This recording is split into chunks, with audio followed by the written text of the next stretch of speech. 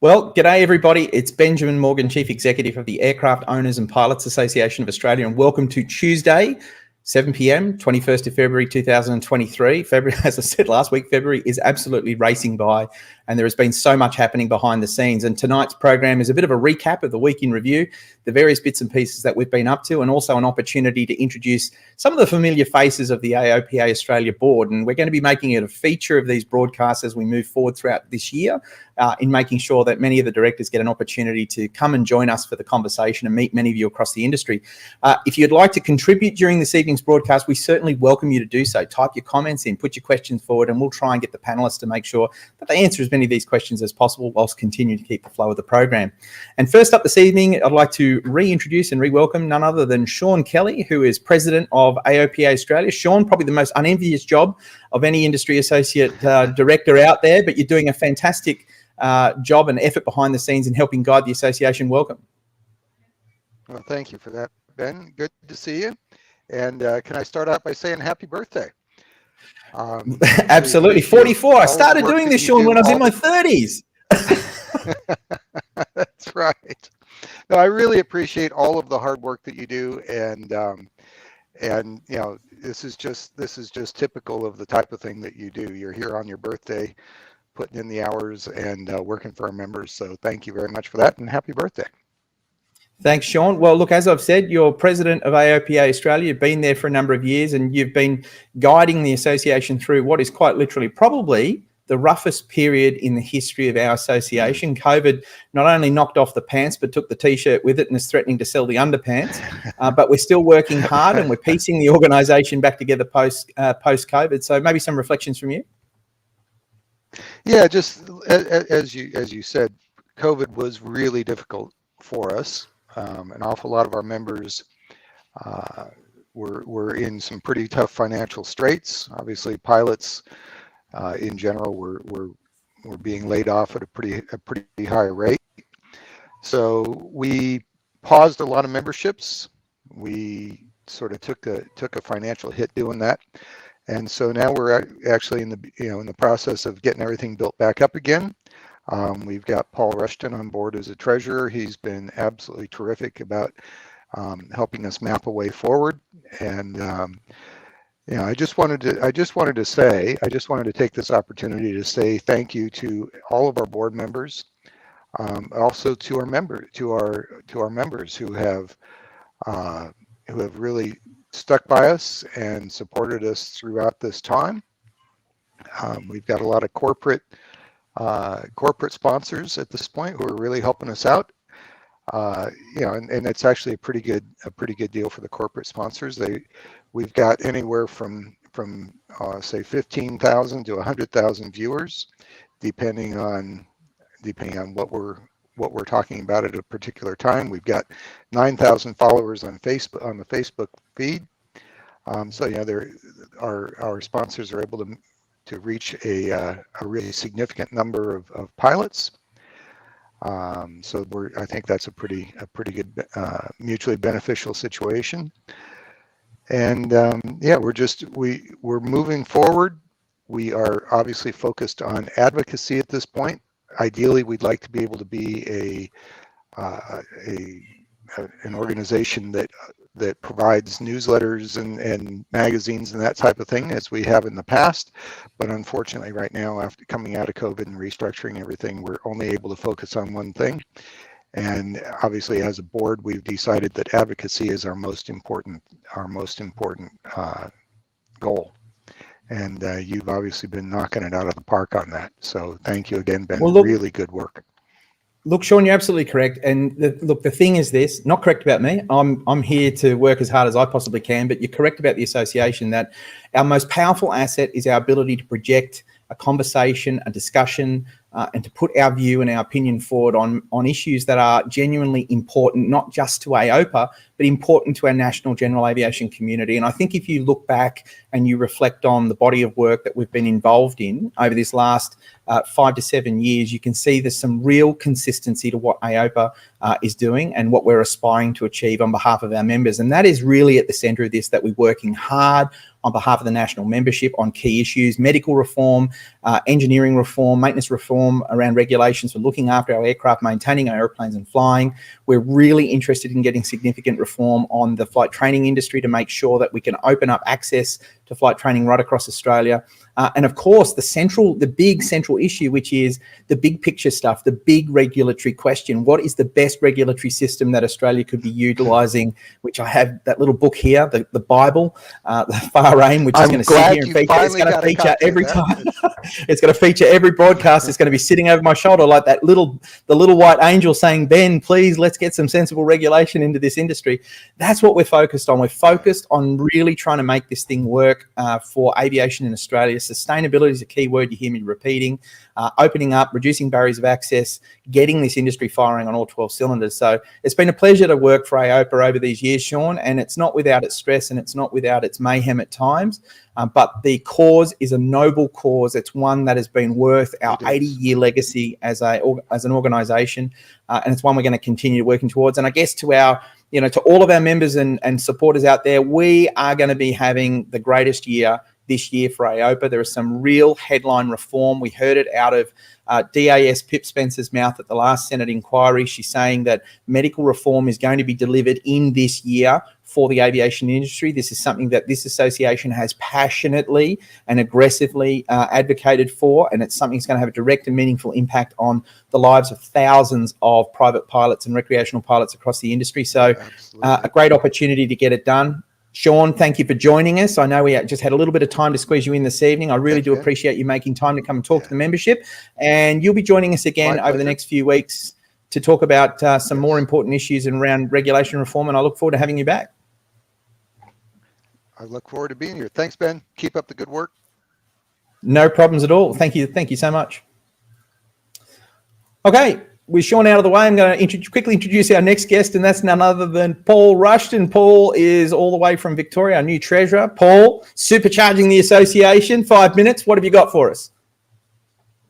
Well, firstly, Benjamin, I'd like to say, can I start off by saying happy birthday? Thank you. Thank you very much. I appreciate it. I'd like to say it's your birthday and you're still here doing live streams and you will not stop. No, mate, we can't stop. We're committed. Paul, we spoke last week or the week before about supercharging this association, and you and I have been doing some work behind the scenes, obviously to the corporates that have made and given us pledges for sponsorships and advertising to help restart the initiatives. Obviously, a huge thank you to those companies, but we've got to get this thing moving. This is a big call, isn't it? It's a call not only for members to get back involved, companies to get back involved, get on board with AOPA as we push to get these reforms completed. Absolutely. And I guess now being inside the tent, I say to all my friends and others, I've reached out to colleagues and I spoke to actually John Maitland, the aviation legal director today, and we had the conversation and John was saying that you, Ben Morgan, and me, Paul Rushton, and John Maitland, and all the board know that what we do. We just got to make that connection, with the pilots and the aircraft owners to let them know what we're doing, and what we do behind the scenes and what you do behind the scenes more so is extraordinary. And there's that much benefit in terms of what AOPA does as an organisation, and we really need to make that connection with all past members, future members, and without them, we won't be around. So we've got to let them know what we do, how important it is, what a positive influence, and the changes you're making on behalf of the board and then on behalf of all the members. It's critical for everyone, and we all got to get on board and support it.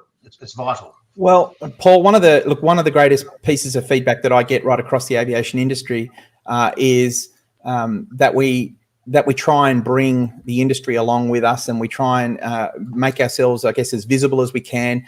These Facebook Live broadcasts have been an amazing opportunity for us to be able to convey the messages that we believe are important on the issues that we feel are important. And so we're going to be working at including directors in these broadcasts. Obviously, this is one of the benefits of COVID.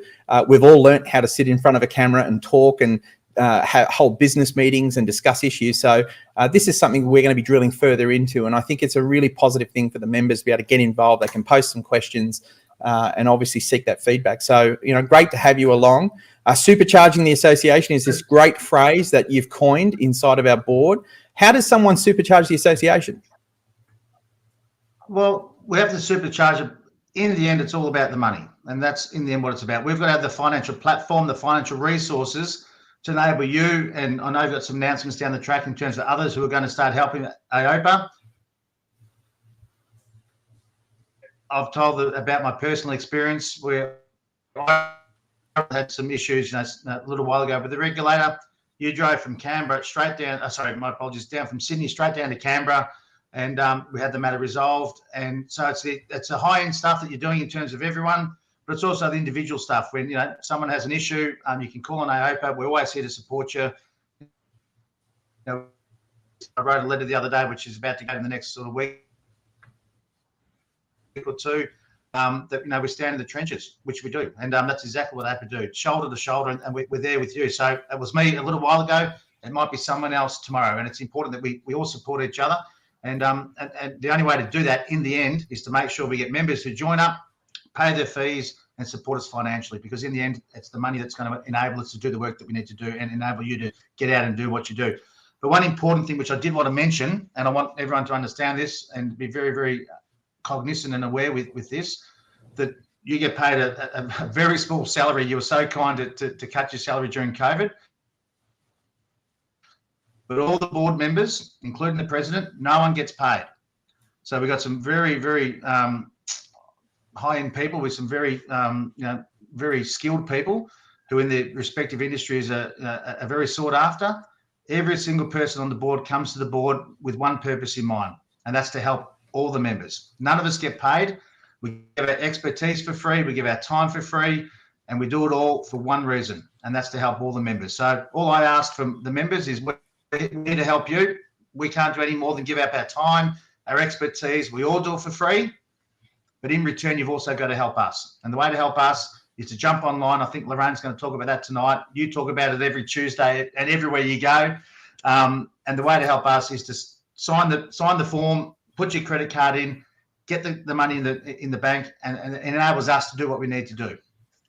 Okay, there you go. The great words of Paul Rushton. Jump online, join the association. It's $159 to become a member. You can do that at aopa.com.au/membership. And it's a great look. It's $159. It's, in terms of today's money, it's not a great deal, but it's a great investment in having an organisation fight for you in your industry. So thank you, Paul, for coming along. Thank you again for being on the board and the hard work that you're doing with our team. And we do appreciate a little message from Jeff Bruce out at Wagga, and a big shout out actually to the Wagga City Aero Club. They're hosting an event that's coming up very shortly. I'll make sure that we repost that to the Facebook page, and they've got some great speakers that are lined up out there. Jeff's and the entire Wagga City Aero Club committee and their membership have been great supporters of AOPA over the years. They've hosted us a number of times, and if you haven't been to Wagga, to a Wagga City Aero Club event, you need to go. These guys are super friendly. They're a great example of getting motivated and organised. They've managed to expand their club facilities. They've managed to do that year after year. The club's gotten bigger and bigger with more and more on offer. They're a great team. Jeff is incredibly motivated around making it work and has been a great supporter of AOPA, and has even chaired our General Aviation Summit, that landmark event that we held in Wagga all those years ago. So a big shout out to you, Jeff. And I agree with you. It is about the numbers of membership. We need to have the largest pilot membership in Australia so that we have as much clout in that good old Australian vernacular as possible. So thank you for the comment, Jeff. While I've got you there, Paul, there's also just a comment from Rob Matthews. Just one last thing, Ben. Yeah, go ahead, mate. Sorry, just one last thing.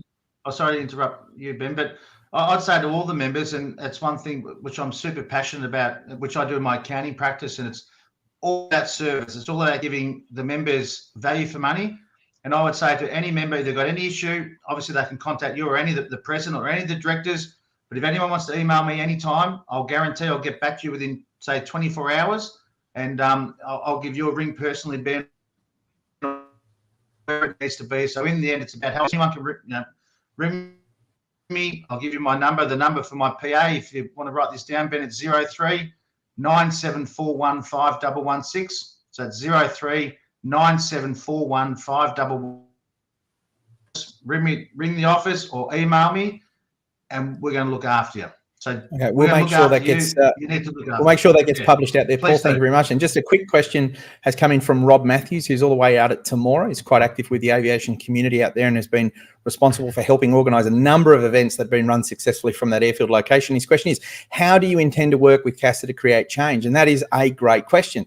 Well, working with CASA comes in multiple forms and multiple varieties. There's the hand-in-hand style work where we sit around a table and we collectively and collegiately work on issues. That requires both parties to be willing to sit at the table on key issues in creating change. And we're always open to doing that. And we've demonstrated time and time again that we're always willing to sit around the table and to debate issues to come up with, I guess, the best possible outcome. Another particular way in which we can work with CASA is something that we do, which is incredibly important, which is called holding CASA to account. And that is making certain that the decisions that they make and the decisions that they take action on are fair and just decisions. And we provide a suitable level of scrutiny and oversight to that process in providing our commentary and our opinions in relation to those issues. That is a very important function of this association and something we take extremely seriously. Another way in which we can work with CASA is something we've demonstrated time and time again, which is to work with our fellow industry associations in bodies and bringing them together at key moments in time to hold things like our landmark aviation summit, and something we're actually intending on running again this year. And we're working with AMROBA and the Sport Aircraft Association and a number of others to try and bring that together and make that happen. So there is a multitude of ways that we can work with CASA to drive that change. But importantly, and something that I think that just about everybody would agree with, the most powerful way that you will create change in anything, in any industry sector, or in any part of Australia or around the world, and that is through public awareness, making sure that the broader public are aware of the issues, that they're aware of the challenges, they're aware of the implications, the consequences of decisions that get taken, policies that get implemented. Because if we can start a national debate and a national discussion, we are more than likely through that process to come up with solutions and answers that can best serve the aviation industry. So something we're very committed towards, Rob. Not everybody all of the time is going to agree with everything that we have got to say as an association. But what is important is that we're there, we're vigilant, and we remain, as close to the fire as we possibly can on every single issue. So it's a great question that you've asked, and I really do thank you for it. Paul, thank you so much for joining us. I do have to run to the next contributor tonight. Thank you so much again. We really do appreciate it. Happy birthday, old mate. Happy birthday. Thank you. Okay. Our next up is none other than Lorraine McGillivray, who's joined the board of AOPA Australia to assist the association. And one of the areas that she's working in is none other than our memberships. Lorraine, it's great to have you back. You've had a short break and some time away. And also in that time, you've managed to go away and do some work on an instructor rating. I think it is that you were saying that you were participating in, and a bunch of other aviation stuff. How exciting. Yeah, it's been great. And look, just like the others, Ben, happy birthday, but you're still a baby. You're just a baby. 44. I started, Lorraine, I can say this. I started with AOPA in my 30s and I'm now heading to my 50s. You'd think at some point we're going to get med reform done? I think you will. I think it'll happen this year. I think it will. Fantastic. Fantastic. Fantastic. Now, Lorraine, I have 5 minutes or less with you because we've got to move on to some of the other speakers tonight. But if you are looking to get involved with AOPA Australia and you need to join or you need to renew, you can actually reach out to yourself on your email, which is lorraine@aopa.com.au, or you can actually send a call through, and you can reach you on 0419 307 768, and you can actually help the people over the phone, guide them through either processing the membership online or taking their credit card details or assisting them with banking information. Absolutely. So, I know that some people have complained about the website. I haven't had any problems with it myself. It seems to be all working just fine and beautiful at the moment. But, some people, we've got a lot of older members too that are more senior in their years, something that you don't know about yet, Ben. And so they can call me and I'd be happy to walk them through it. I have done that with quite a few members already and just walked them through the website. I can do it for them. If they phone me, I can actually process the membership while they're talking to me on the phone, and they can give me their card details. And I'm going to set up with you too, so that I can take payment on the run as well. So, look, like Paul was saying, it's all about the dollars at the end of the day, and you can't do what you need to do for the industry without it.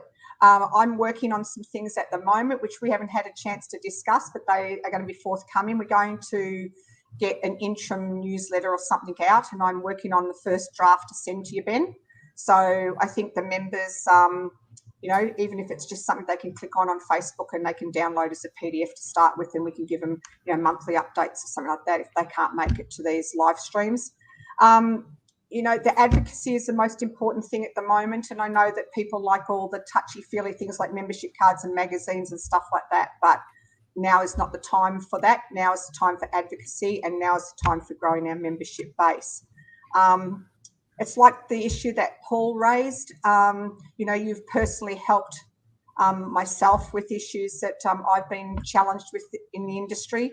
I think that it's very hard to impart to people sometimes just how valuable that support is, and I wouldn't have retained some of my sanity without your support, Ben. I think people need to know that it's you and it's AOPA, but as the other directors will point out over time, and as Paul articulated very, very well, if people can't always get you, Ben. I have had people say to me, I can't reach Ben, or Ben hasn't rung me back, or whatever, but Ben is only Ben. So I'm asking people, but Ben is pretty damn good, but he's not superhuman. I think on any average day, without a word of a lie, I can take in excess of 100 to 150 telephone calls. And at times it is actually really overwhelming, but I do try my best. But unfortunately, you just can't be there for every single call that comes through. But the best thing to do is just send a text message as well, saying, hey Ben, it's a super priority, or I really need to talk. I need to find somebody. Stop being a dick, Ben, and answer my call or something like that. I don't know, whatever. But I think too the other thing is the other thing that we're about changing is not the advocacy is the number one thing, but secondly, going back to the grassroots of AOPA, like the other support and education and the interaction and the building of the aviation community. AOPA is not all about fighting the regulators or that's just one part of it. The other part of it is building our aviation community and that support, and giving that sense of belonging to something that's really quite special. So that's my job. I did have a little bit of a break there because I had some, other things I needed to be doing over Christmas and family and stuff like that. But I will be working very diligently on trying to reach out to members that have let their membership lapse, and new members. I was speaking to only a couple of people over the last few days about membership. So I'm looking forward to that challenge. Great work. Well, look, Lorraine, I'm going to have to jump in because I've got super limited time tonight.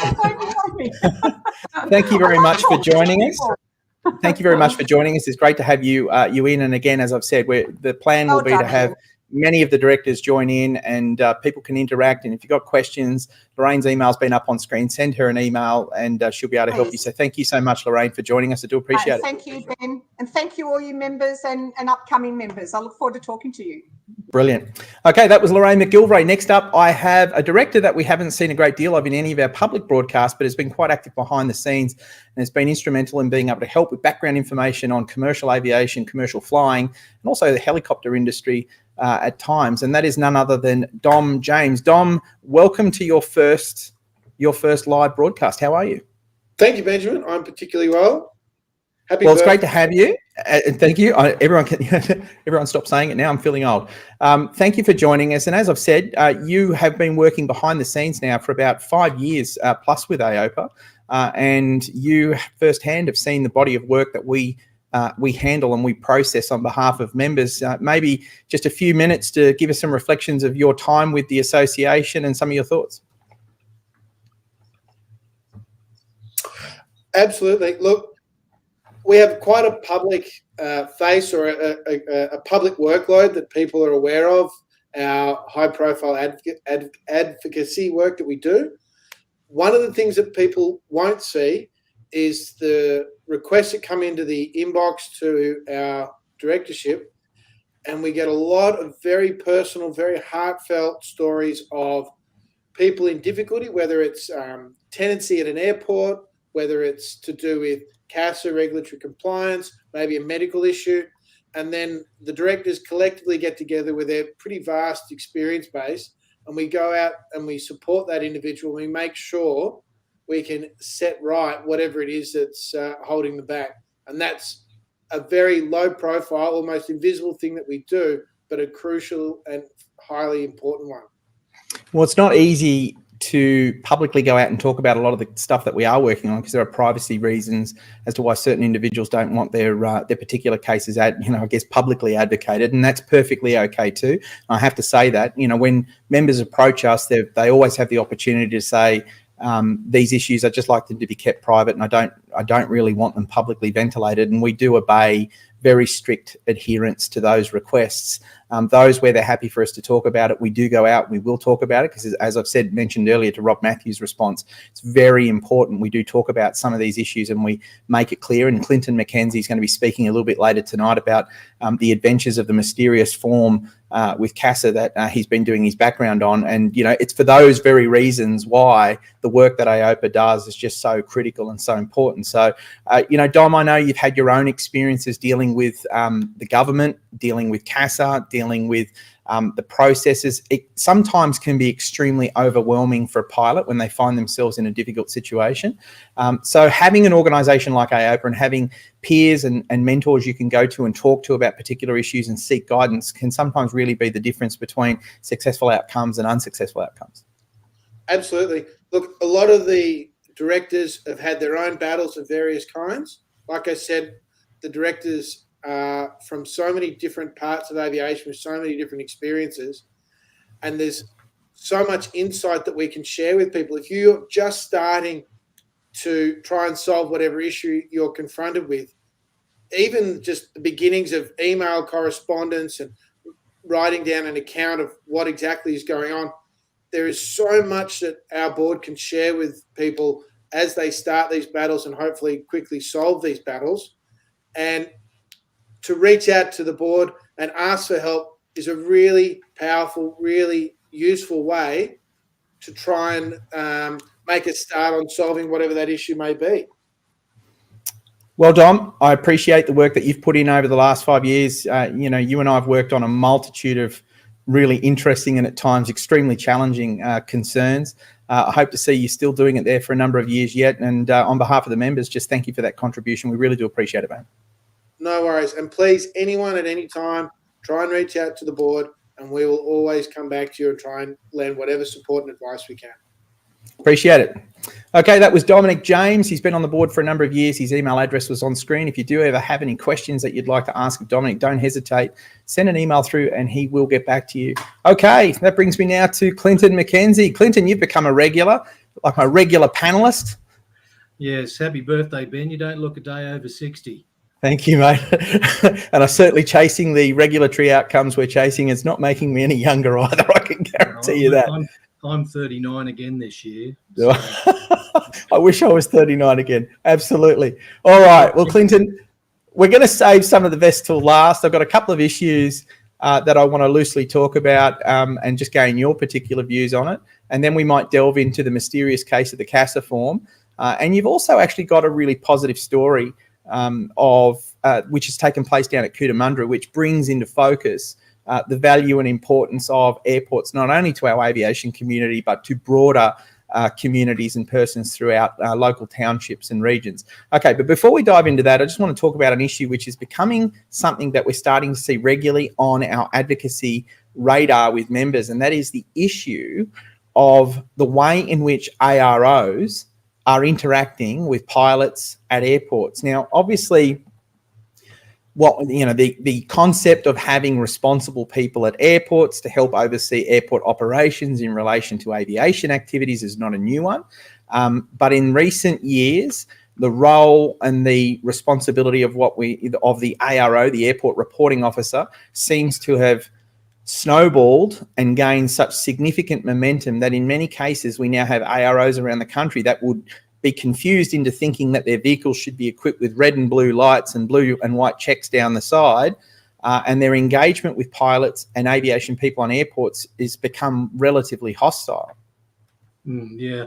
Well, under the civil aviation rules, an ARO's duties are pretty clear, and those regulations don't confer on any power on the ARO to do anything about individuals or give them directions as to what to do.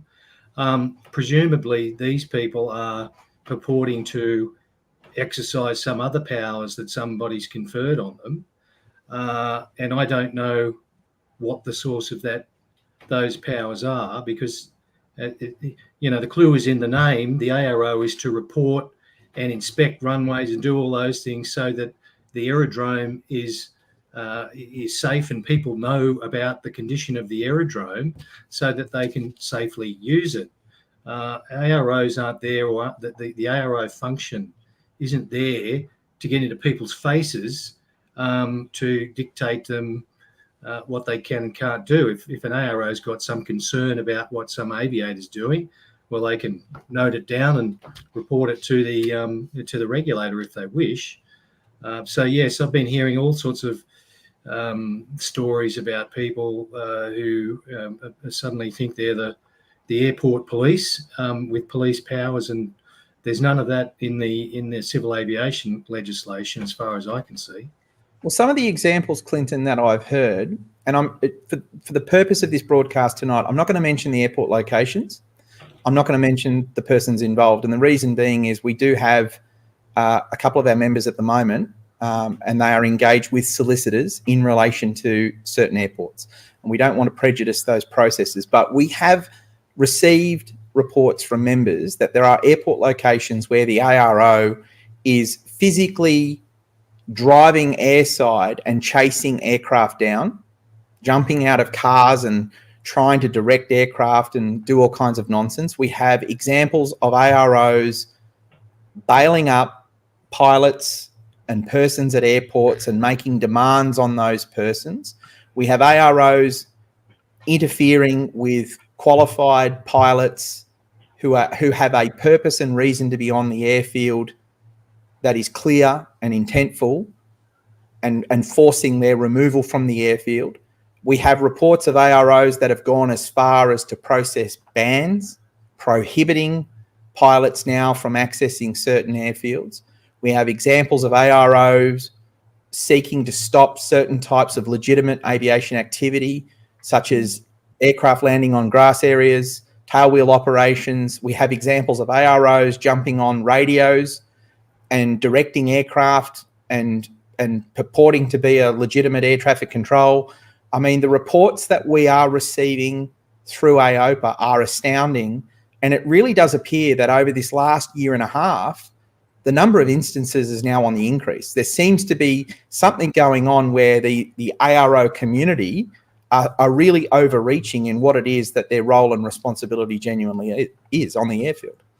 Yeah, and the impression I get is that it's been encouraged to some extent by CASA, in effect, saying, well, it's their train set, they can do with it what they will. And I have heard recordings of somebody on the ground purporting to direct people in aircraft as to what they can and can't do, and that's naughty under the civil aviation regulations. Someone who's not a licensed CAGRO or a licensed air traffic controller getting on the radio and purporting to people to tell people what to do.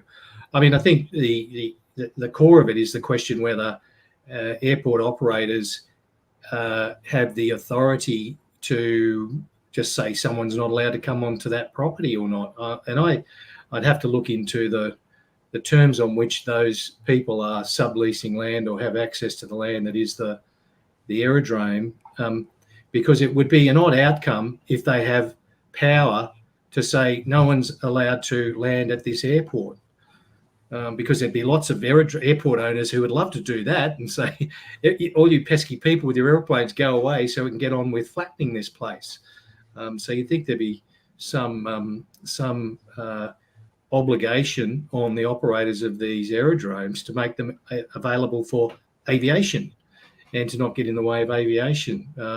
So I know if I was confronted by these people, I'd probably laugh a bit at them and try to ascertain what it is that they think is the source of their power.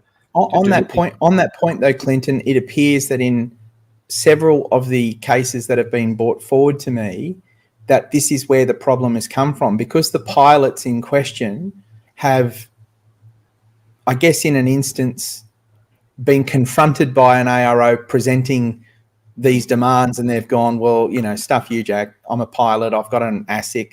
I'm a legitimate person. I'm here for a specific aviation reason. You know, like, why are you pestering me? Go find something else to do. And then, you know, AROs deciding, no, you know, I am the authority. You will respect me. And then taking it to a whole new level of then moving towards banning people from aerodromes and prohibiting them from earning a living. I mean, it is a diabolical outcome, and you've got to question what the future looks like if this continues on this trajectory, because this is not good for aviation. And I would say to the Department of Infrastructure representatives who will review this video, and our CASA friends who review these videos every time they're published, is this the intent? Is this the intent to create a monster that gets, again, another aviation privatisation monster that gets out of control? We need to nip this in the bud. This needs to be addressed. There needs to be better education to airports, and maybe the Airports Association needs to, you know, stop feeding information on how to turn your airport into a non-aviation industrial park and focus on improving things like the understanding of what AROs are there to do and how they can better manage their aviation infrastructure through better relationships with their aviation tenants. There's got to be a better outcome here, because this is not a good trajectory. And if you're a pilot, if you're a flying instructor, if you're an engineer, if you're a maintainer, or any aviation professional with a legitimate need to access the airport for your business, there is a real risk here. If an ARO decides to go off the reservation and target you and seek to have you banned, this could be the make or break of your livelihood and your superannuation and your entire business's value. Well, I know a few years ago, it was probably, half a dozen or more years ago, one busy aerodrome that will remain nameless purported to put in the URSA that certain kinds of aircraft weren't allowed within 5 or 10 nautical miles radius of the aerodrome. Just this kind of aircraft's not allowed in. Unfortunately, at that stage, sanity prevailed, and I think CASA went and said, no. Just because you put something in the en route supplement doesn't make it so, and you, the airport owner, or operator, don't have power to decide who can and can't use the airspace over your aerodrome. So I don't see why that. So for privately owned aerodromes, if it's my farm with my strip, I can understand as a private citizen, me deciding who runs in and out of my own private land. But it used to be, and I'll have to check again, but it used to say in URSA that an aerodrome was public. It used to say, you know, military or public. If it's a public aerodrome, I can't see how they're getting away with it. So I'll look forward to find out how these various legal disputes go, because it's a trajectory in the wrong direction. Well, it's certainly going to impact the sustainability of aviation, and the federal government right now, through its aviation white paper, is presenting this image that they genuinely care about wanting to understand how it's going to improve aviation sustainability and how do we get general aviation working. Well, I've got to be honest with you, the federal government's going to be finding it very difficult if privatised airports in this country continue to treat aviation businesses and pilots, aircraft owners and professionals in this manner. And this is, as I've said, this is a growing concern. It's something that I can sit here with my hand on my heart and I can say I'm hearing more of it and far too much of it. It is an alarming trend. It needs to stop. If the Airports Association needs to get involved in starting to hose down their members and make them aware that this kind of carry-on is counterproductive, it produces the wrong kind of publicity for aviation and is damaging businesses, then so be it. You know, they take responsibility for your members and get out there and start having that conversation. It really does need to stop. Yeah. And just on that white paper issue, and I remember that first dot point we discussed last week about reduction in emissions in aviation. I reflected on the fact during the week I've been doing a lot of trips back and forwards to Adelaide, sometimes in my aircraft, sometimes in my car. And the trip in my aircraft consumes less fuel than the trip in the car does. That is, I can do Parafield or Goolwa to Cootamundra in one hop with reserves, and the amount of fuel consumed is less than my car. So, you know, hopefully there's a lot of bit more. There's a lot of shall we say, sophisticated thinking goes into reduction of greenhouse emissions, or emissions in one area. Whether that means the emissions don't get made in another. But anyway, I won't go down that rabbit hole. No, look, it's a valid, Clinton, it's an extremely valid point. We've often said it, and I've actually said this in front of Senate inquiries and parliamentary hearings, that Australia is a country that, quite frankly, should be enjoying the widespread benefits of aviation. There's a lot of good that aviation can do in this country, given what we refer to as the tyranny of distance, and aircraft are able to close that gap as they do and as they are right across regional and remote Australia in only a way that a light aircraft can resolve. So we will be following up. I just want everybody to know that AOPA will be following up with Department of Infrastructure, we'll be following up with CASA and the Minister's Office in relation to this worrying trend that we're seeing with AROs. And if you're an airport, if you're a privatised airport and you're a ARO and you're watching this broadcast, hey, work with the industry. We don't need to damage aviation in the course of ordinary business. We can find a way. And if you're an airport and you're having problems with a pilot or a business and you need assistance, give AOPA a call. We will happily get ourselves involved and come along and see if we can't mediate an outcome that doesn't result in people getting banned from airports and aviation businesses being damaged. After all, we're supposed to be helping one another. There is no business for an airport if you run all the aviation businesses off. And likewise, we don't have an aviation industry if the airports are closed and unavailable for us to fly into. So there's got to be a level of mutual respect here. All we're asking is for a fair crack. And I think that's what most people in the aviation industry want. So if you do have a problem, why don't you give AOPA a call? And I tell you what, we'd be more than happy to get involved in that process. And we have done this. We have done this time and time again right across the aviation industry. I've lost count of how many issues we've been involved on that we've been able to have a positive, great impact for. So, don't hesitate. Pick up the phone, or if you want to speak to Clinton on these issues, Clinton's email address is up on screen right now, clinton.mckenzie@aopa.com.au. He'd love to hear from you. Send him an email on an aviation issue and we can add it to the topic of discussion. Right, now, Clinton, the next issue for tonight, I'm going to leave Cootamundra until last because I actually think the Cootamundra issue is such a really positive issue.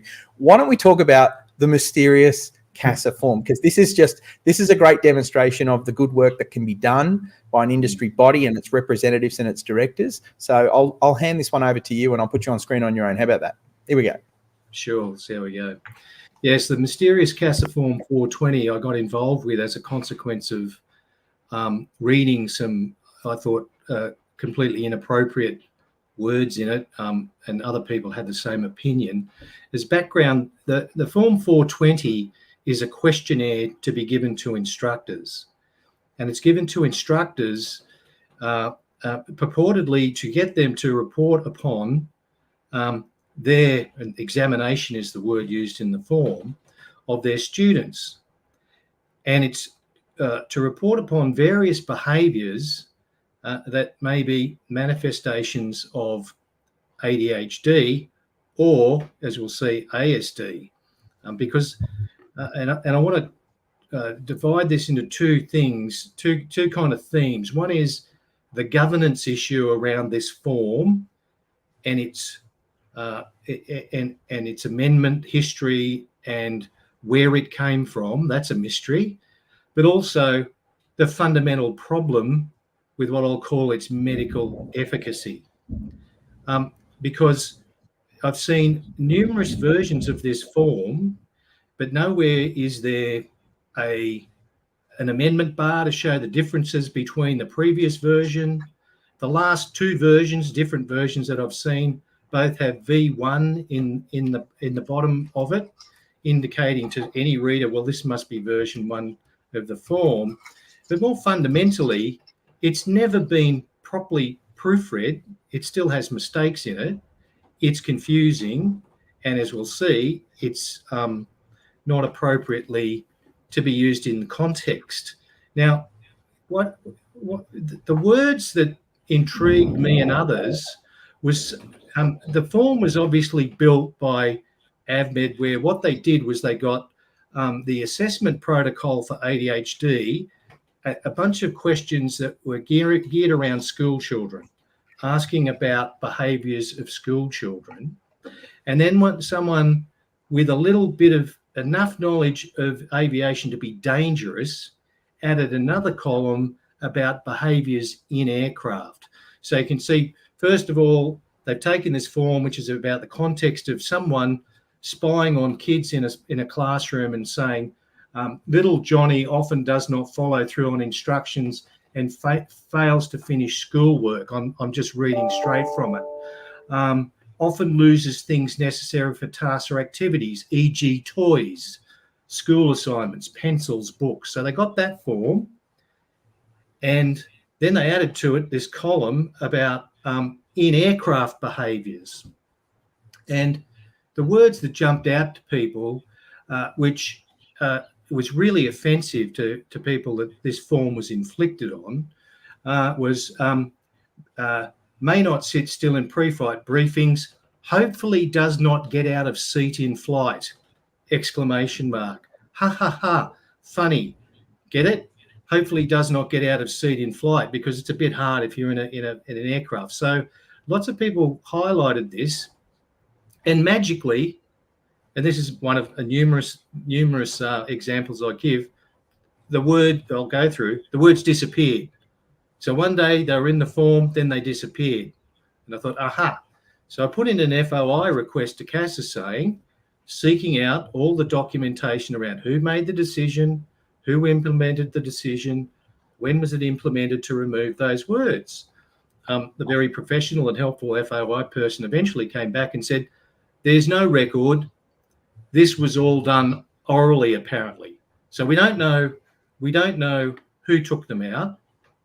And we don't know who put them in, because I focused my FOI request from 2018 onwards. So I'll find out who put them there in the first place. But anyway, when you go through the form, there's all sorts of problems with it. It's never been properly proofread.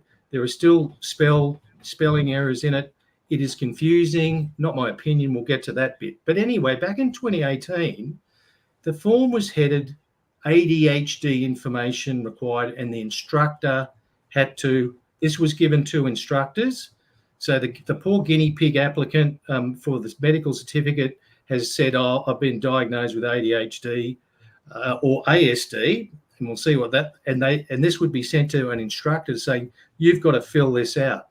So same in 2018, amendments were made to the form to get rid of the stuff about toys and try to get it a bit more mature, like study accurate flight planning, get rid of the toys and stuff, you get your checklist and all that sort of stuff. But at that point in time, ASD was added to the form. ADHD and autism spectrum disorder was added to the form as the heading. And then the footers. No record of who made that decision, right?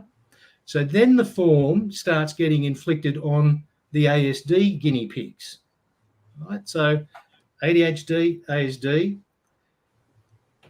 Then a person with ASD put in a complaint to the ICC, and my congratulations to the ICC, because the ICC went through this. This is a poor guinea pig who'd gone October, November, December, January, February, March, April, May, June, being stuffed around by AVMed, and said to the ICC, all these questions are about ADHD, I've got ASD, right?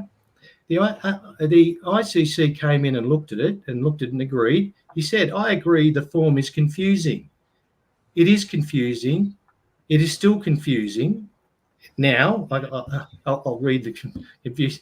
It clearly states it relates to ADHD and is an extract from that condition's assessment protocol. Form 420 contains no instructions for the level of detail it seeks from the flying instructor who is completing it. It asks closed questions, brackets normal, and then seeks comments. Now let's pause there. We've got a form that's being sent to instructors and asking instructors to form a view about whether someone's behaviour is, quote, normal, unquote. Now, that is completely inappropriate to get someone unqualified to express a view about whether someone's behaviour is normal or not. Now, it is for that reason that column asking for the normal or otherwise was disappeared from the form.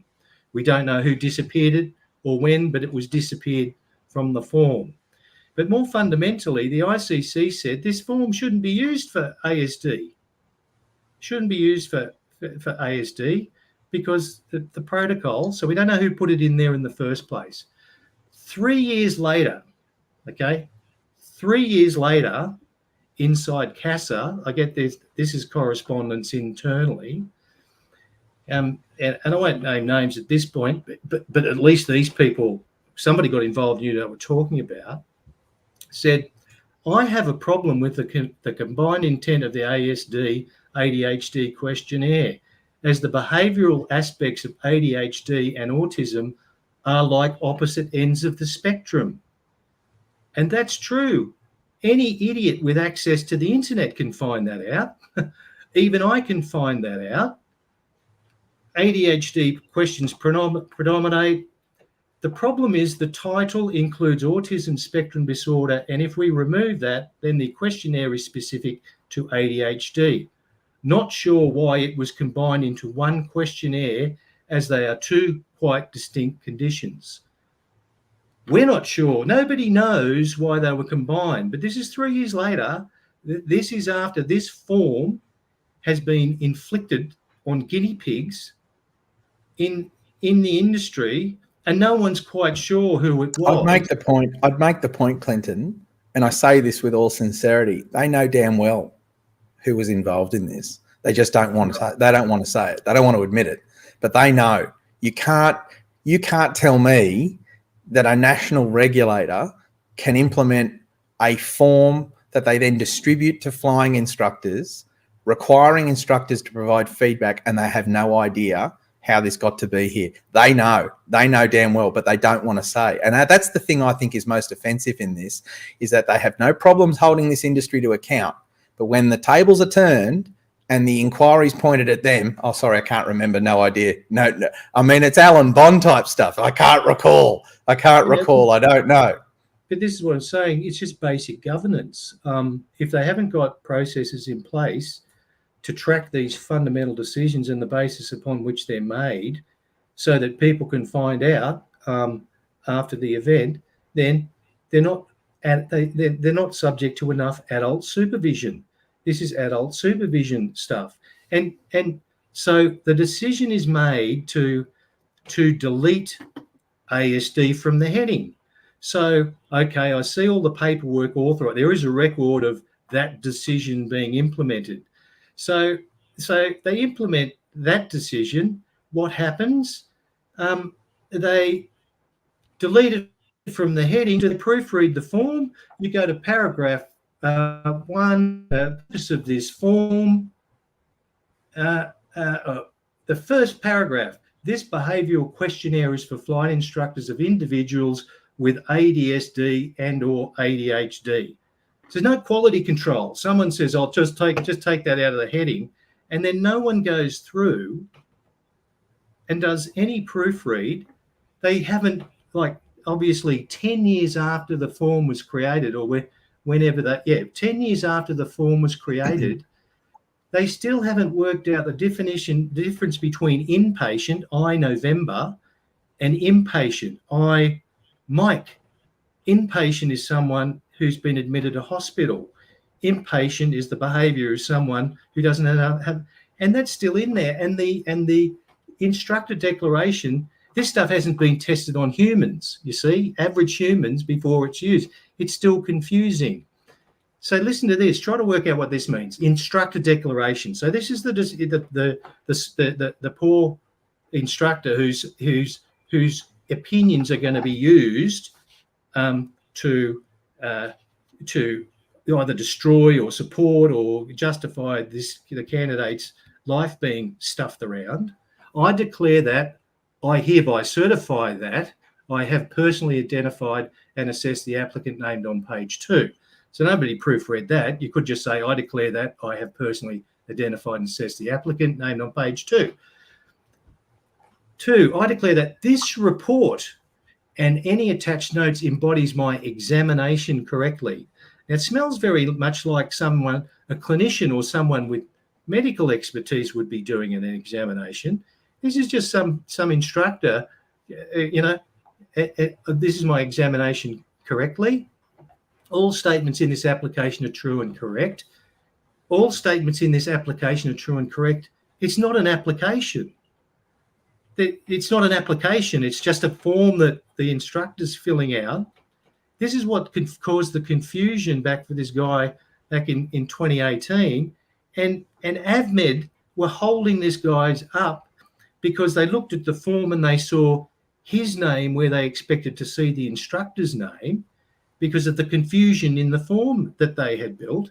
Then it says, I declare that I consent to CASA using and disclosing my personal information in accordance with CASA privacy statement, including exchanging the information with Commonwealth, state and territory government agency. And I'm just going to jump in here. This is frightening because as you're saying this, I'm thinking, well, first of all, we need to FOI how many submissions have been received on this form by CASA. We want to know how many times this form's been used by a flight instructor to assess somebody. And that information is obviously now against those persons' AVMED file. This is going to be circulating in that CASA system, and CASA will hold it and they will use it, and it will end up discriminating and disadvantaging pilots who've had this form applied to them. I mean, this is a horrific outcome. Well, I'll make one point on this proofreading and confusion issue, but then a very important final point. So that thing about consenting to using and disclosing my personal information, the instructor's making that declaration and consent. They've already have his information. It's not the instructor's information is not important. The highly sensitive personal information in there is the information about the student. Now, the instructor can't consent to that being disclosed on behalf of the student. So it's still confusing. But I went back to the FOI person in CASA just to clarify one final issue, because the most recently published version of the form had a different footer in it, different date in it, than the last document that was sent to me in the FOI pack. So I said, we've got... Now, that was explicable and that was all explained, but the email went on to say, oh, by the way, the Form 420 is currently being reviewed. An external panel of experts / doctors are reviewing the form. I'm not aware when this review will conclude. Well, stuff me. It might have been better if an expert panel of doctors and experts reviewed the form 13 years ago or 10 years ago or 5 years ago before it was inflicted on guinea pigs in the aviation industry. Because hopefully some of the experts that they consult with will be experts in the context of instructing. Not ADHD and ASD, they'll be experts in that, but instructing, who will be able to point out how ridiculous the form is conceptually, even if the questions are good questions in principle, because an instructor is qualified to answer one question. Did the student achieve the learning objectives of the lesson or not? I was just about to say, I mean, it strikes as only logical that if you're a flying instructor and you're making a declaration and you're certifying a statement that the implications of which is you're labeling the individual in a manner which it may preclude that person from participating in commercial aviation and damage their future career and prospects, you've just inserted yourself into the liability matrix, and you may find yourself being sued for making a declaration that you have no qualification to make a declaration for. I mean, it is insane to think that CASA are putting flying instructors in this position to begin with. And as already several people in the comments have noted, Here's a simple one. Instructors are not doctors. They're flying instructors. Can we This stop person- asking flight instructors to be aviation medical practitioners? Because they're not. Well, they're filling out this form that says this accurately, correctly, blah, blah, blah. It embodies my examination. But more fundamentally, let's think about the practicalities of this. Let's assume that AVMED didn't stick its oar in at all. Let's go backwards 20 years before ADHD was the thing. Now, the collection of behaviours that is now described as ADHD existed back then, decades ago. Lots of people in the population had those things, but it just wasn't described as that. Now it's described. And back in those days, those people were they crashing aeroplanes and killing people? No, because when you look at the list of behaviours, anyone with one, even a few of those behaviours would not be able to pass the theory and practical examinations in order to acquire and maintain a flying qualification. So it's this bizarre thing that where AVMED seems to think unless it sticks its oar in and messes in all of this stuff, then something's going to happen. All of this stuff is about behaviours cutting in the pattern, cutting in front of other aircraft, not maintaining altitude and heading. Well, guess what? If you do those kinds of things, you're probably not going to be given your pilot's license. So and even if there is some efficacy in the concept, the fact that they inflicted this stuff on ASD people, many of whom there's a famous astronaut. There are lots of people with ASD who are really, really, really good at what they do because they have ASD. And I wish they'd get someone with ASD to review this form because at least then they might get rid of the stupidity and the confusion and the typographical errors. Well, there could be a strong argument to accept the benefits of ASD, but we can thoroughly reject the disadvantages of thorough incompetence, to, I guess, coin it to a phrase. And it's just it remains an ongoing frustration for AOPA as an association that AVMED and AVMED issues and AVMED processes continue to be one of the largest quantums of complaints we receive as an association representing our members on CASA issues. And I draw back to DAS Pip Spence at the last Senate hearing in which Senator Roberts detailed a all too familiar story. And I know I'm just going to harken on a bit of time here to cover it, and that is how many times, Clinton, and you've only recently joined the board of AOPA, but prior to not being part of AOPA, you've spoken to more people in this industry about these issues, and you and I had conversed on this type of stuff. That time and time again, I receive calls from members to say, Ben, I'm struggling with CASA AVMED. They raised an issue. They've made it by CASA review. I've got to keep seeing these guys. They keep demanding more and more tests. I go and get the tests. I go get specialist reports. My DAME says I'm fit to fly. CASA's overruling or CASA's refusing. And, I can put, again, I'm happy to stand in front of a parliamentary inquiry and swear on oath that I have become bored with the number of complaints that come through the front door of people saying specialists are being overruled, and members saying openly, behind the scenes, this is what aviators are telling me right across the country. Screw CASA. The next time I get asked on an aviation medical issue, there is no way in hell I'm going to answer it honestly, because the system is designed to screw me. If I am honest with AVMED, they take my they take my medical off me. I hear it everywhere. It's one of the most well-known facts of Australian aviation that do not tell AVMED the truth.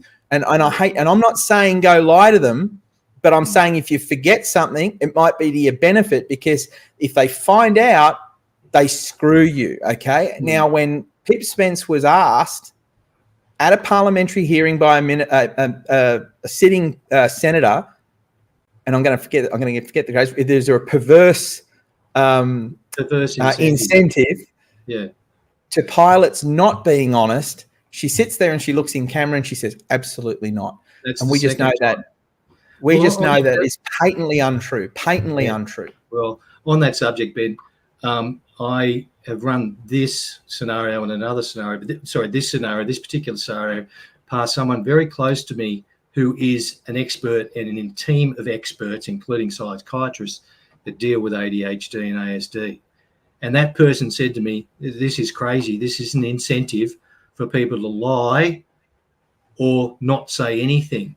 I said, yes. Now, that was at that hearing, the estimates hearing the other night, that's the second time I've seen, I think it was Pip Spence twice, well, Pip Spence and other officials twice, in answer to that question about whether there's a perverse incentive not to report problems, and they said, no, there isn't. Now, all I can do is conclude either they are stupid and don't live in the real world, or they just think, well, we can say, no, there's no perverse incentive and no consequence flows from it. And their justification, Clinton, their justification, and this is really important that we hit this, because I know there'll be senators that will get an opportunity to review this video. Their justification and their response to the hearing by saying, senators, hold up a minute, we only reject 100 medicals out of 25,000 each year, would have to be one of the most disingenuous answers that Pip Spence could have ever given to that question, because what it does not adequately address is how many pilots right now in Australia are by CASA review. How many pilots does AVMED require additional testing of? Now, I can let you in on a little secret. I'm not going to tell you how I know this data, but I discovered a very interesting data point, and that is the number of cardio tests that are booked for pilots. Now, I'm going to hang on to this information at the moment. I'm not going to go and say anything more, but I've come into a very interesting data source, and that is, in order for cardio tests to be done for pilots, there's a process by which they're all registered. And I've now come onto that data source, and I know how many cardio tests are now being ordered every year in Australia. And it's frightening, the number. It's frightening, which means AVMED are requiring a lot of this to be done. So there's a lot of work that we need to be doing as AOPA. And what a great demonstration this evening, Clinton, of the work that's going on behind the scenes to try and fix many of these issues. But we need more of these data points so the public and the senators can see that this issue has a lot more to it than Pip Spence simply saying, we only reject 100 medicals. Sure, you reject 100 medicals. How many are you overruling? How many are you requiring for additional testing? How many give up? How many walk away and just give up, right? They're the numbers we're actually interested in, not the marketing. Oh, there's 25,000, we only reject 100, because that is just so disingenuous, and it's painting a picture intentionally. I want to say this, it's intentionally painting that picture to colour it so that it deflects the questioning, so that CASA look like it's all systems go, don't look here, look the other direction. And it's totally disingenuous. Those numbers that Pip Spence sprouted were sprouted by Shane Carmody on the 20th of November 2020. So amazingly, the numbers are so round and consistent. And as you say, they disguise what's actually happening. And so the guy in this example who complained to the ICC, who was stuffed around for months and months and months, he doesn't count as a rejection. He eventually got his certificate after being put through stuff he should never have been put through.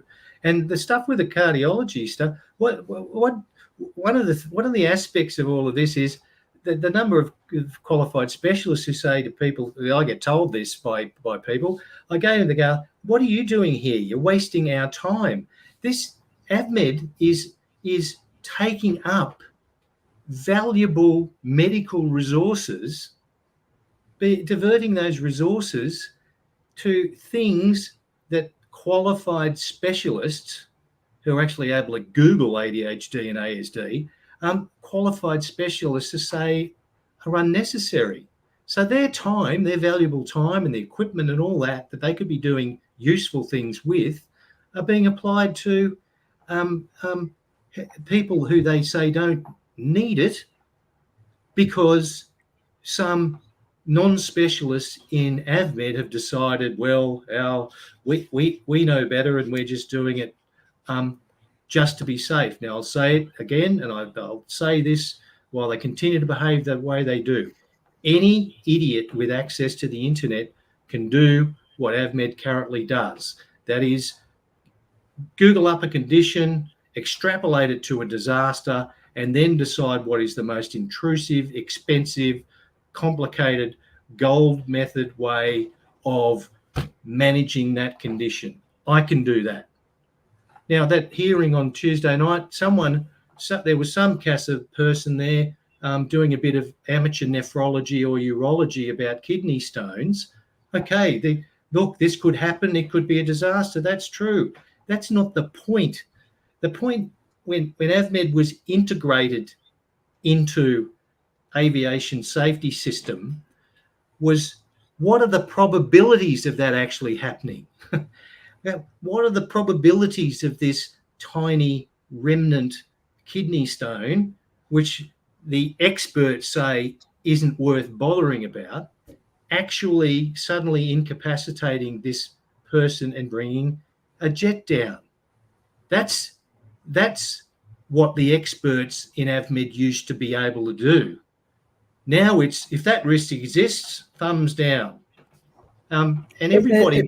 But also, Clinton, they're incredibly hypocritical with the advice that they give in many respects. I've got a young, not a young girl, but a young woman who's approached me. She works in the medical world. She has particular authorizations to supervise complex medical environments that require somebody to be extremely diligent and to pay enormous attention to what they're doing. It's a job of significant responsibility that you don't just let any fool take care of. And she contacts me and she says, Ben, I'm in the process of trying to get a medical and I've been rejected because I take a particular medication, and CASA are saying I would be a risk to private aviation and there's no way that I can fly because they say my condition is outside of this. And she goes, it just doesn't make sense. How does the Australian Medical Association approve me to do the things that I do in a professional sphere and be responsible for the lives and professional conduct of medical procedures, and yet I can't go fly a private plane? And embarrassingly, and this is the thing that blows my mind, embarrassingly, we get the PMO sending her a letter saying you'd be a risk to aviation safety. Effectively, we can't give you a license, but by the way, go join RAOs and enjoy aviation. I mean, it defies logic, and you've got to ask yourself the question: why is the PMO selling memberships to RAOs? Is she on commission? Does she earn a cut of every pilot she pushes out of aviation and into RAOs? Does she get a little commission? Is there a kickback from RAOs to say thanks for sending another one our way prematurely out of the aviation industry and into our private little company that's now managed by a former executive of CASA? I mean, it's beyond the pale. It doesn't pass a pub test. It stinks to high heaven. And it would be bad enough if this was a conspiracy theory, but this crap gets put in writing. I mean, there's a physical letter that proves this. And Paul Rushton's case was exactly the same. There's no way for you to fly, Mr. Rushton. There's no procedure for it. I'm sorry, go join RAOs. Oh, surprise, surprise. CASA's bloody legal department's caught doing a whole bunch of shit they shouldn't have been doing. Mr. Rushton, medical's approved. In you go, right? And this is the thing. It's hypocrisy. It's pure and utter hypocrisy. These people are making this shit up as they go along. It's damaging our aviation industry, and it's got to stop. This can't keep going on. I just wish, I said this to you the other night after watching the Senate inquiry. It frustrates me to no end that the senators just don't understand this topic well enough that they can prosecute the questions and they can prosecute their inquiries to CASA in a manner that actually extracts the answers that we need to arrive to, so we can have that moment that is, oh, well, see, you're completely screwing this up. Let's change course. I sometimes wish maybe I should become a senator so I can actually sit at that bench and I can ask CASA the questions myself and go, well, what are you doing? Because I do know what you've been up to, and let's start answering some of these questions and being honest with the Australian public, which you're not being. The system is broken. Yeah, well, all the senators need to do is read the submissions. My view is they've got too much on there, too many inquiries. So it's very superficial analysis of the issues. And I'm not criticising because they've got too much to do and not enough time, as if they're going to read 100 submissions into this kind of detail. But I'm reminded I'm involved in another thing to do with retired members of the ADF, of which I'm one, about an important parliamentary inquiry that went for 2 years and produced a 250-page report, and the government implemented every recommendation with legislation, and that was back in the day when these committees got into the nitty-gritty and the detail, and now there's just not enough time for them to get into the detail.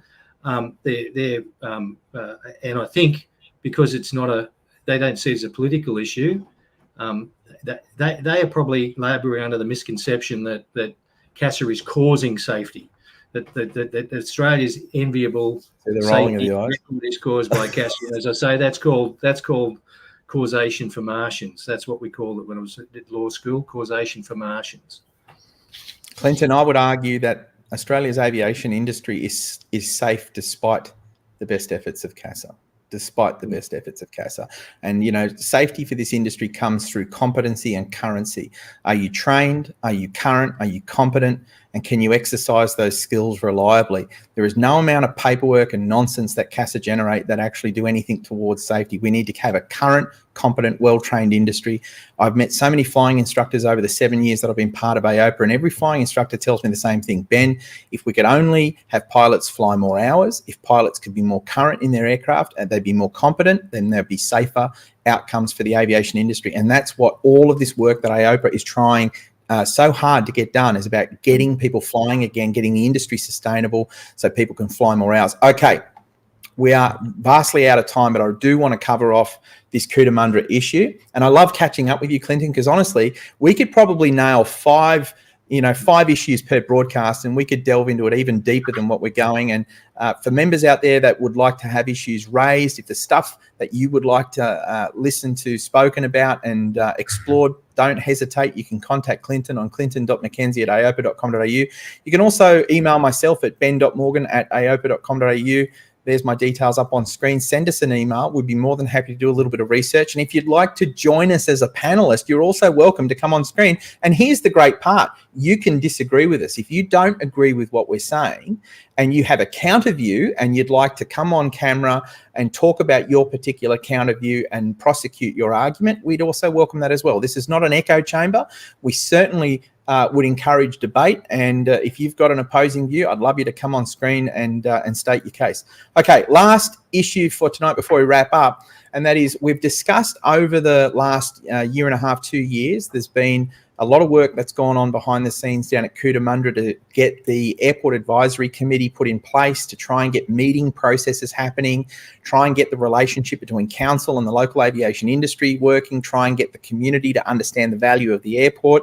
And I think, I could talk about reflections on other regional and remote locations. This is an ongoing challenge for so many airport communities because local councils go through council laws. They come, they go. It's almost like a merry-go-round. Once it does a 360-degree revolution, on comes a councillor that says, let's sell the airport. It costs too much money. We're spending $100,000 a year or $50,000 a year, mowing the lawns and keeping this airport. What value is this airport? It does nothing for everybody. I'm not a pilot. Why should I have to pay? And then, of course, we end up in a situation we're desperately fighting. And so down at Cootamundra, over this last week, something remarkable happened, or unremarkable for aviation, but remarkable for the local community. And would you like to share that, Clinton? Well, coincidentally, I was on the road on Saturday coming to Cootamundra, and as I'm approaching Cootamundra, there's smoke in the air to the west of the aerodrome, and this is on a total fireband day, really, really hot winds. There should not be a fire. And coincidentally, as I'm driving along Masling Drive to get down to, and then Quinlan Drive to my hangar, there is an ag aircraft in the local ag operator's hangar winding up. And that aircraft then proceeded to do, and I've spoken to the pilot, I spoke to him on Saturday, Yesterday, because another fire yesterday, he was the first on scene as an aerial asset, and he flew 4 sorties before the RFS aircraft were able to join in. I'm not criticizing the RFS aircraft, but because that capability was here at the aerodrome, they immediately responded, and that fire was burning this way. The smoke was going straight over the town. He was the first there. 4 suppression sorties, then the RFS joined in. There were ground units went in there, and they suppressed the fire. Now, yesterday when I spoke to the guy, and I'm trying to encourage him to come on, and he keeps saying he's got a good face for radio, not whatever, because they've done this before. Yesterday, an RFS aircraft and that aircraft, this local people were fighting fires down south, but the RFS aircraft are refueling with fuel that is kept by the ag operator here, because there's no Jet A1 Bowser at Cootamundra, but the ag operator keeps its own store. So these firefighting aircraft are refueling here. Now, I immediately went to print on the Cootamundra Facebook page saying, everybody at Cootamundra understand what's going on here, and there was a lot of people going, yes, well done, and thank heavens, and I did a lot of thanking. But I went on to call out the mayor for this reason. That Aerodrome Advisory Committee that we're on has started out well, and it's not very, I don't even know it's going to continue, because at the most recent one, about 6 months ago, representatives of that ag operator said, we desperately need the taxiways repaired because of the weight of the aircraft. Now, I'll quickly add something about what the mayor said. The mayor said to the representative operator, if you don't like it, go somewhere else. That's what the mayor said to the ag operator who's been here for decades, employed for decades, fighting fires Saturday, Monday. If you don't like it, go somewhere else. Now, in fairness to the mayor, it was in a context in which there were lots of floods and roads were being washed away and all this. And the council was being smashed from all directions. And so I understand exactly his frustration. But what he didn't understand was he was under the impression, well, a couple of potholes at the aerodrome aren't as important and aren't my priority as a couple of potholes on the road.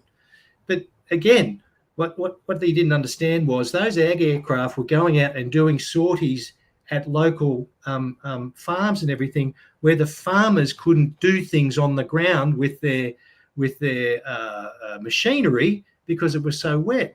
Further, if the floods had got bad, the aerodrome would become a staging place for people rendering assistance. That's what happened down in Shepparton during the floods.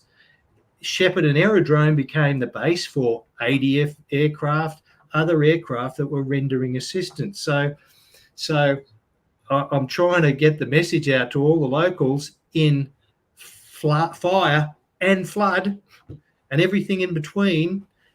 This aerodrome is an asset to the local community, and I think this is a reminder, and I've got to keep reminding them, and I've got to kiss and make up with the mayor and get the Aerodrome Advisory Committee back together so that we can have a more positive and productive relationship.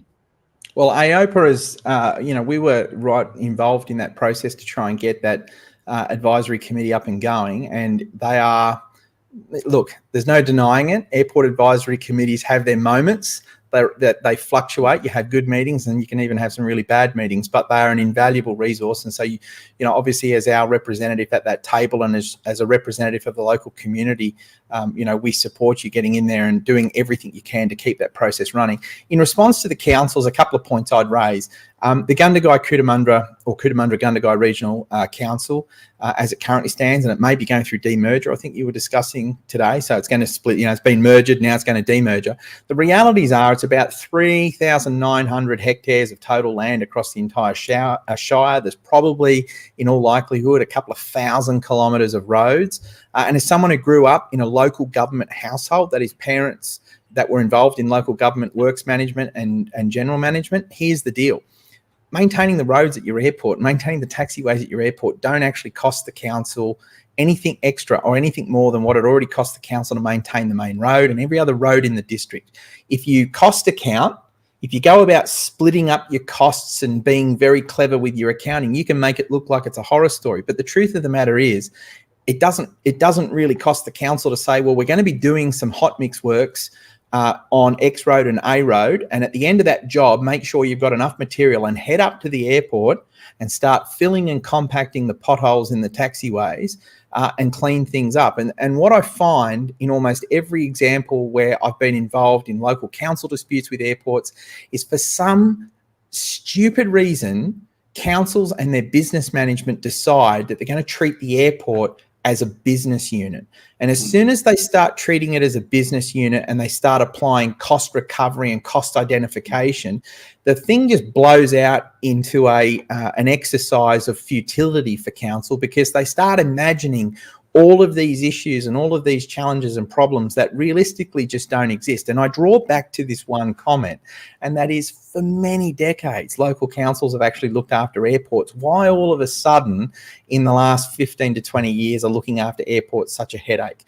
Why is it now? And I would have to argue that if we look at the history, you can almost invariably plot it to the evolution of councils having to diversify their balance sheets by cost business analysis, identifying airports, pools, libraries. Everything's got to be its own little business unit. And as soon as that happens, they lose perspective. It's an invaluable community resource. It needs to be treated no differently to maintaining parks and gardens and libraries and everything else that a council does. It enhances amenity, it enhances security. And if we look at your council's community vision statement, where it's identifying country, landscape, community, it's part of the council's vision statement. It just needs to be focused as such.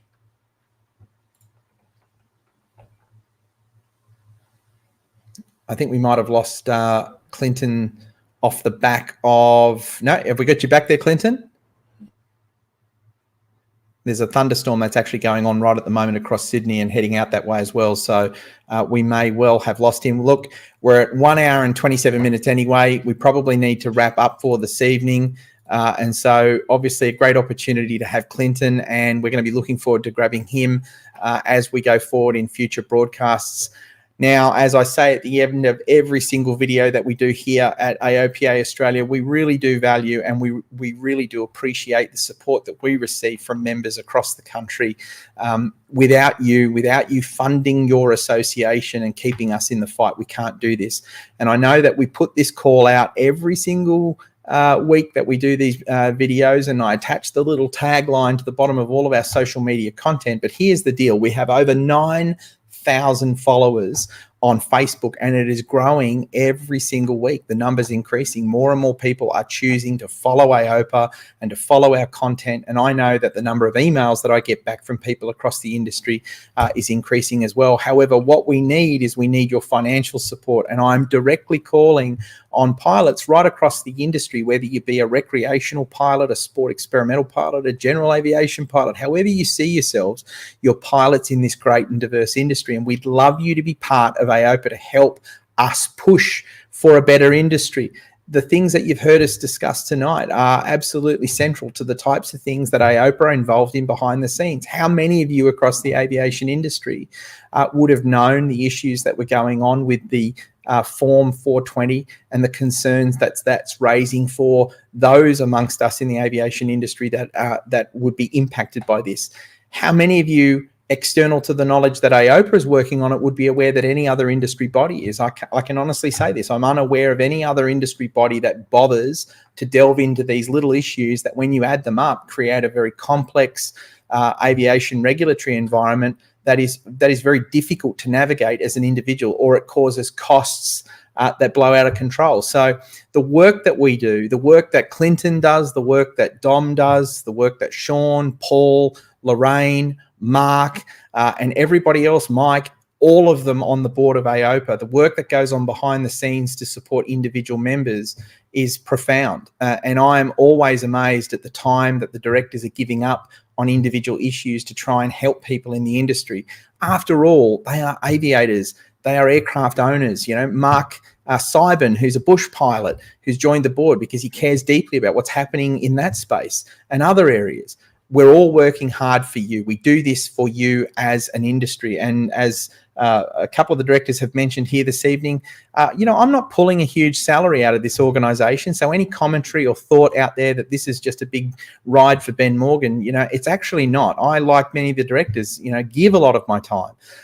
We do it because we care about this industry, and not everyone is always going to agree with everything that we have got to say on issues in general aviation. After all, we do represent an incredibly diverse membership of individuals, flight schools, maintenance companies, charter businesses, aircraft owners of recreational, sport, experimental, general aviation, helicopters, corporate jets, you name it. We've got such an interesting mix in the membership, but we can't do it without that unified and broad national support. And what a great thing it would be for our aviation industry if every single pilot in Australia got behind our effort to see to it that the stupidity that impacts us from AVMED to all the other regulations were removed. It would be a great outcome. It would benefit everybody.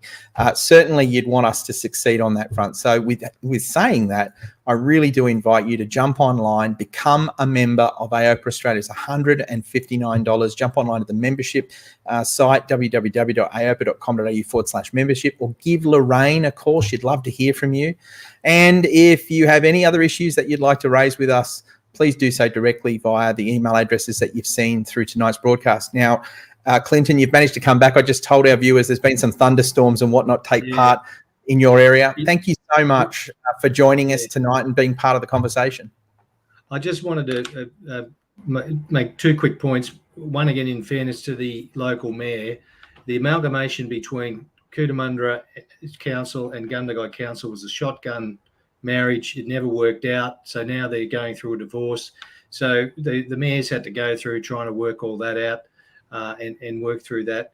The other thing on that costing business units, like having the aerodrome as a business unit, I wouldn't mind that. But I coincidentally bumped into the farmer, one of the farmers who leases the fenced off part. There's huge parts of this aerodrome that are fenced off and leased to farmers. That lease income to the council doesn't count as income to the aerodrome, even though it's aerodrome land.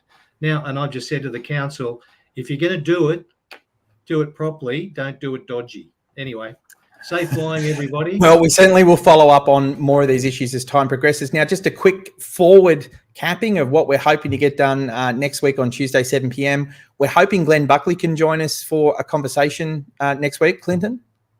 Yeah, well, I'll try and sort that out. And the fallback is I've got some solid gold out of the Department of Transport or whatever it's called. That is the FOI documents that are relevant to the approval of the Canberra Airport master plan. And I've got to the bottom of another mystery. So either way, it'll be compelling viewing. Well, look, I'm certainly any information we get around how privatised airports function and what the approvals processes are with the ministers, I've got to be honest, that's going to be stuff I'm really interested in. So I'm looking forward to that. So if we can, we're catching up with Glenn Buckley, and I believe we've got a host of questions that we put into Glenn about his situation and where it's evolving to. Not a lot of people realise I also sat on a working group for the Women in Aviation initiative for the Commonwealth that are looking to roll out a national plan to get more women into aviation. I am embargoed at the moment. I do have a copy of their preliminary plan and some of their early correspondence, and I would have loved to have spoken about it tonight.